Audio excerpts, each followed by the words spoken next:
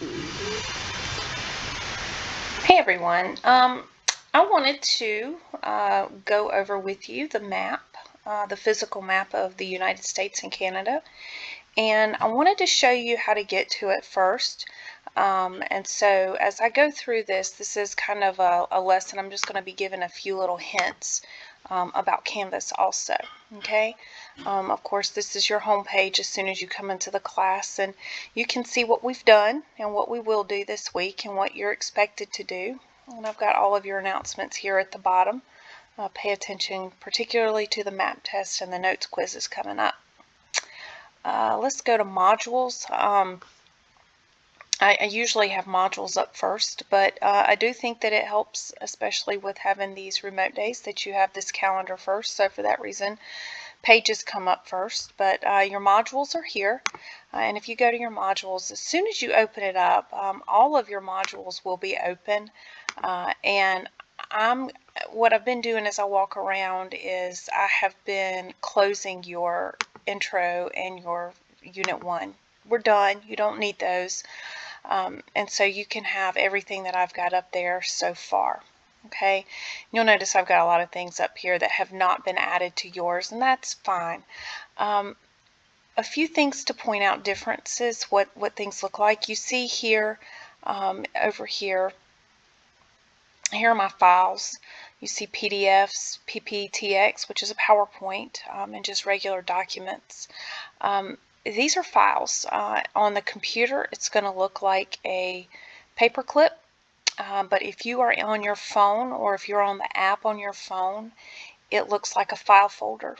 Okay, so these are just documents. These are just files. In this case, here's an atlas. I gave you a black and white Xerox copy, but this is a fuller atlas. And now I'm going to be honest, on your phones, this is going to come, these are huge files, so it's kind of hard to pull it up, but you can pull it up just to look. I would not download these on your phone, and you can download right here.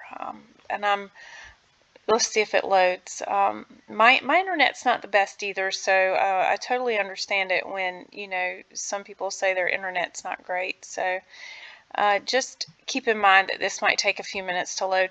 This is the kind of thing, though, that if you use it here, it's fine to use in class if you don't have the computer yet.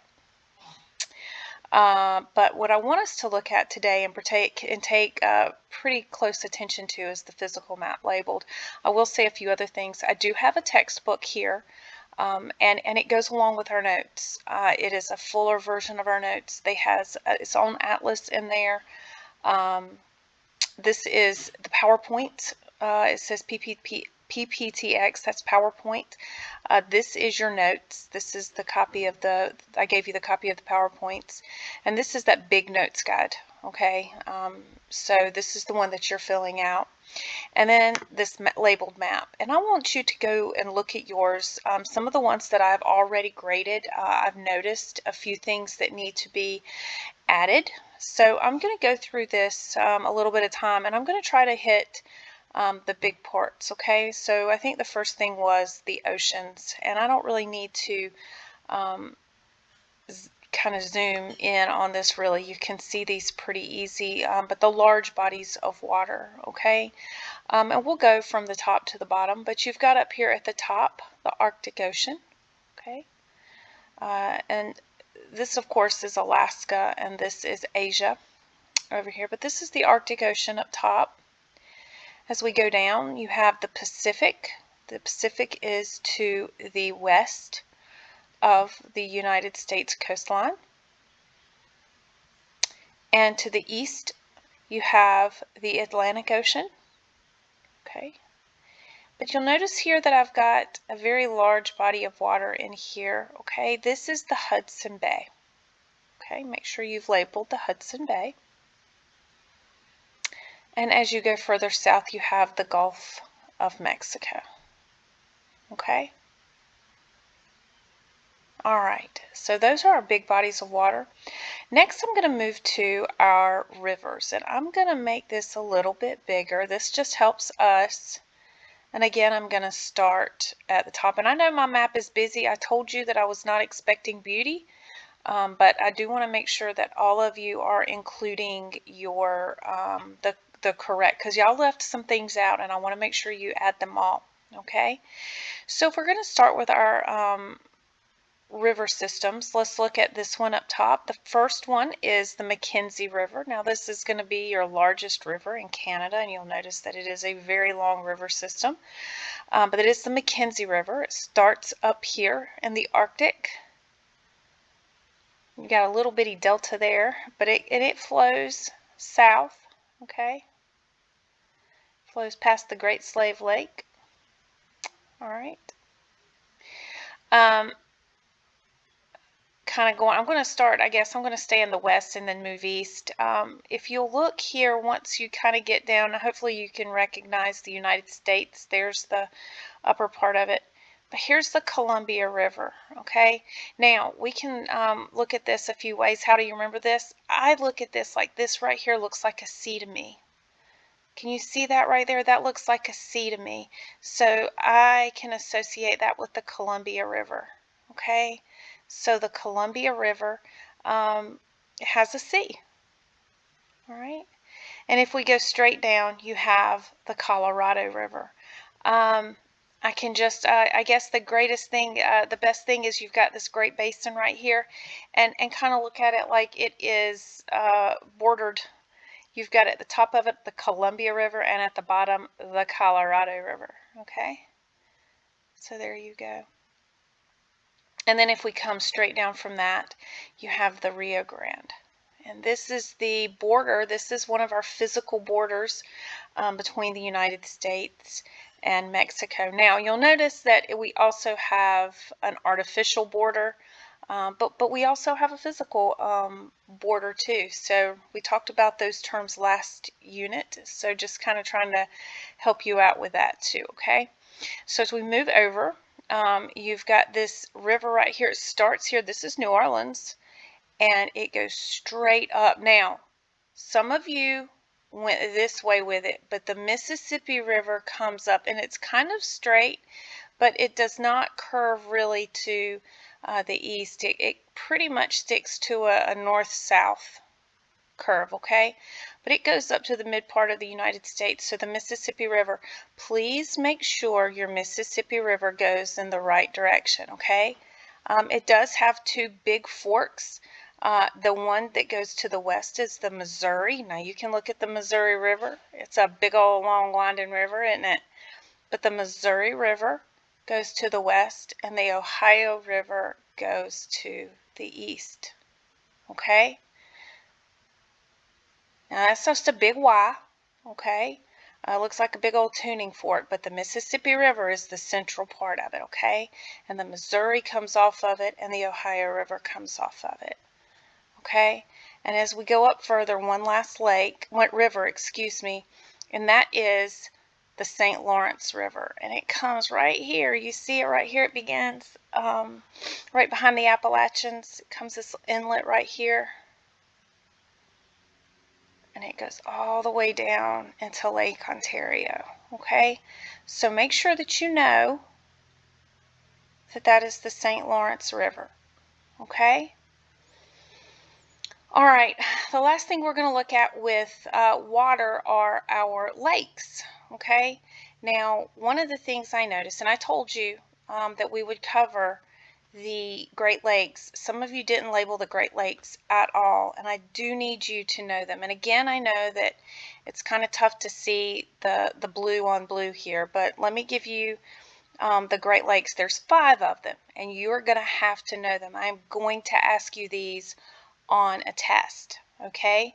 So we can look at the biggest one is Lake Superior, which, you know, Superior, big, we can say that.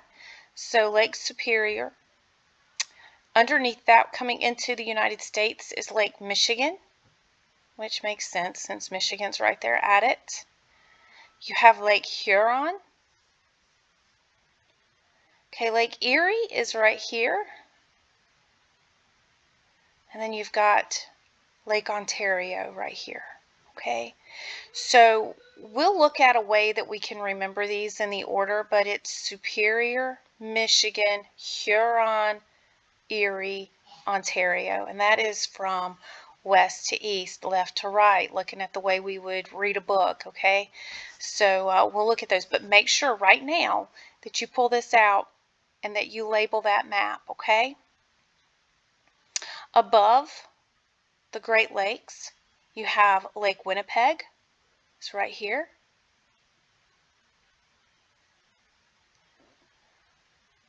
I'm going to come down just a little bit out here. Here is the Great Salt Lake. Doesn't look too great compared to the Great Lakes, does it? But this is the Great Salt Lake. And up here at the top in Canada is the Great Slave Lake. Okay? So, make sure I've hit them all. Make sure that you've got all of these labeled, okay? Next, let's look at our islands. And when I colored these, I colored them based on ownership. Okay, and I say that, but nationality, how about that, as opposed to ownership? I colored the Aleutian Islands red because this is a part of the United States. This is coming right off of Alaska, but these are the Aleutian Islands. And then down here you have the Hawaiian Islands.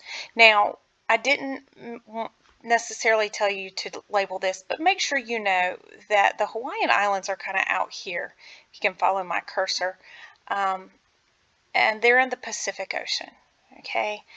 So they're in between the United States and China, Asia. So you've got the Hawaiian Islands and you've got the Aleutian Islands, okay? And then belonging to Canada, you have up here the Queen Elizabeth Islands. And you have Newfoundland right down here. And then I asked you to label Greenland. Now, I didn't color Greenland, and it doesn't belong to Canada. Greenland it belongs to Denmark, I think. I have to go and look that one up to make sure. This is the one everybody was making fun of President Trump for recently when he said he would try to buy Greenland. And we got a lot of chuckles out of it. And I think it would be a lot like, if we did buy it, it would be a lot like what people thought about Alaska, like, what are you thinking? It's in the Arctic, but it does have a good number of resources, much like we know now Alaska did. But just to let you know that, Greenland still is sometimes in the news. Okay. Next, we're going to look at our mountain ranges. The last thing I'm going to look at are our land forms, but I'm going to look at our mountain ranges first. Okay, and I'm going to start over here in the east. Now, the reason I'm doing this is because, like I told some of the classes, I did purple and then I colored it over brown, because your instructions said to color your mountain ranges brown, and I did purple ink, and I don't know what I was thinking, but these are your Appalachians. Okay, these are the ones that are close to us. We're down around here. This is about where we are. That's North Carolina right there. This is the South Carolina coast. But here's the Appalachian Mountains, okay? All right, then we have to go way over here. Now, again, I probably will take some of these mountain ranges off because it's just too busy with what I've got here. But just to start here, most people got this okay, was the Rocky Mountains. Now, I'm going to tell you, the Rocky Mountains actually extend well into Canada, okay? You can see that, again, that line right here, again, an artificial border, and this over here is a natural border, okay? You see the Great Lakes are your natural border, and then you've got your artificial border. But the Rocky Mountains extend well into Canada. And you'll notice too that I kept coloring that right there. It's not to say that in mountains necessarily there's a mountain range there, but I did that just to kind of let you know, and I probably shouldn't have, but there's your mountain range. Now, coming over here, This is in California. This is your Sierra Nevada range right here. This bottom part right here is your Sierra Nevada range. This is your Coast range, and the way it's labeled on the atlas you may have labeled this the Cascades, and you wouldn't necessarily be wrong. I wasn't very happy with the way this was. Like I said, I need to find a better map. But you see this area right here? I have added this. It's above the Columbia River. This is kind of the Cascade Range right here. So I added the Cascade Range. And when you have a test on this, I am not going to sit there and give all of these as a choice. It will be very definite what I'm talking about, okay? So, but this is the Cascade area right here. And then these are the Coast Mountains here. And at this point, you can tell we're in Canada at this point. And then we move right on up into upper Canada and into Alaska. Okay, your McKenzie Range, hopefully you will remember the McKenzie River, so that hopefully will help you out with that. The Alaska Range follows the Yukon River right there. You don't need to know the Yukon River, I'm just saying. And then the Brooks Range is up top. Okay. Okay, the landforms. And I told you that, and the Great Basin is very hard to find because one doesn't say it and another one in the text does. So that's one of the reasons I'm doing this. But a basin is a bowl. And what's interesting about this, if you look at this area, this whole area is the Great Basin. And if you look at it, it is rimmed in mountainous regions or with water. So the bowl itself, that's one of the reasons why it's considered the Great Basin, is it's lowland with the highlands around it. This is where Death Valley is. This is the area of Death Valley, but so you have these really high peaks and then you have these really low spaces. Death Valley is the hottest place in the United States. It has a recorded temp of 130 degrees. Yeah, we thought our weather got warm, but it's an interesting area there. Okay, to the east of the Rocky Mountains is the Great Plains. And the Great Plains goes, you'll notice, down to the Rio Grande, but you'll notice too that it goes kind of parallel with the Rocky Mountains. But look, it also, like the Rockies, goes into Canada. And here is your other grassland area. I didn't ask you to name that, but it's in your notes. Hopefully you remember that part that's in your notes. And this is a little highland area over here. I just didn't color it. But just to kind of let you don't have to label that. I was just telling you. And you have this, you probably did not color this as much as I did, but this Canadian Shield is a part of that lowland area, a part of this Great Plains and Plains area. But this Canadian Shield is huge. It is not, even though I have a little bit of green coming into the United States, it is primarily Canadian. It doesn't really move into the United States, and if it does, it would be just barely. And then the final landform is that coastal plain. And you've got the Gulf coastal plain and you've got the Atlantic coastal plain, but we're just going to label this the coastal plain. And it follows from the Gulf Coast up the Atlantic coast, okay? So I have labeled the map for you and I have colored it. Hopefully your map looks very similar. But I would encourage you on your map to make sure that you have labeled all of this, okay? Again, for this first map, I'm being a little lenient, but in future, I'm going to count off points if you leave out major things. Like I said, many of you did not label the Great Lakes. And I noticed particularly the McKenzie River and a few of these rivers The Ohio River was mislabeled on a few people's, and just make sure that you're hitting all of the points that you need, and you can mark off it. I give you the sheet that has everything you need on there, but just make sure that you have that done, okay? One last thing is, well, I'm just going to leave it at that. I'll do the same thing with our next map. We're going to do the political map next week. And the political map, I think, will be a lot easier to read, I hope. But if you have any questions, by all means, please let me know.